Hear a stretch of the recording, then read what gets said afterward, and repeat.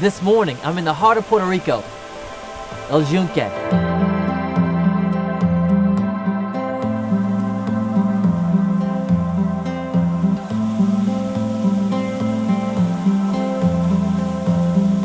This is a microcosm of Puerto Rico, what you're getting. You're getting a lot of culture, you're getting a lot of the species, a lot of the symbols. When you go to Angelito Trail, you'll see families hanging out, enjoying nature, being present, and that's an essence of being Puerto Rican.